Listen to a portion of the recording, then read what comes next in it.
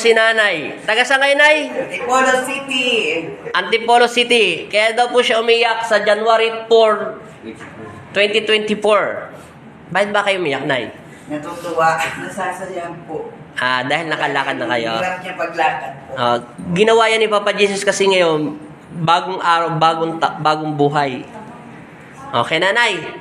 Lagi ko lang aking apo. Maalis kami. Tawa kayo.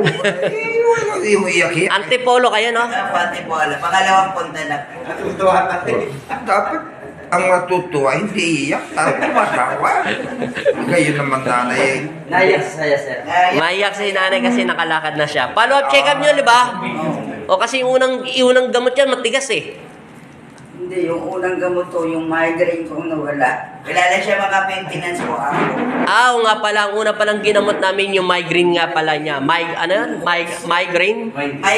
Yun. Yun ang unang sakit ni nanay. At saka high blood. High blood. Ngayon, pinabalik namin si nanay para ma-circulate lahat yung dugo niya kasi nga bagong bukas pa lang yan kaya hindi namin pinwersa.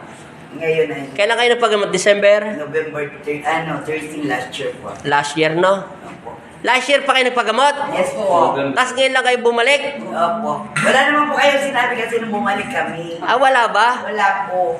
Sabi niya pag okay na yan. Nawala naman po yung lahat ng ano niya. Nawala na lahat. Tapos, ito na lang po yung ano niya, yung nahirapan siya lumakad ngayon. kasi hindi naman yan ang pinagamot mo sa amin dati. Hindi po. Migraine niya, ulcer at saka Ngayon wala na maintenance. Wala na po siya. Ay, salamat sa Diyos. Thank you, Lord. Nahirapan lang po yun kasi hindi nga siya nakakapaglakad-lakad lagi. Masaya na ako. Alignment ka pa rin. Tapos ka na alignment na, no? Hindi ba po? Balakang pa, hindi pa tapos. Sige. Ay, kung masyadong manadyak ng jack, tamo yung asawa ko. Akad, Nay. Tingnan natin kung ano na. Dahil na biomechanics ka na. Huwag ka nang iyak, ha? Ten, ten, ten, ten.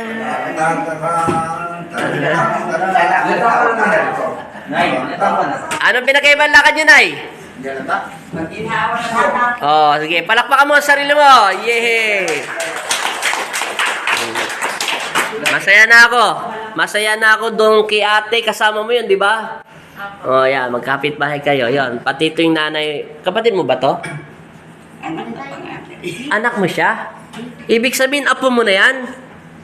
Bakit hindi mo kamukha? Kaya anak mo pala to. Si Lola.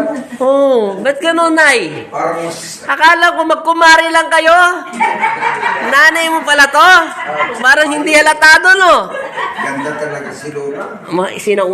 Sinaunang mga matatanda kasi to eh. Hindi ko talaga na-expect na lola mo siya. Akala lang ko kaibigan siya ng nanay mo, kaibigan lang, mga kumare-kumare. Akalain mo anak niya pala yun. Paalam nanay, bye-bye. Bye-bye na. Iyakin. Hindi ko sinaktan pala yung mga kamay nyo. Sige. Taga saan ulit kayo? Antipolo? Sige, salamat. Bye-bye.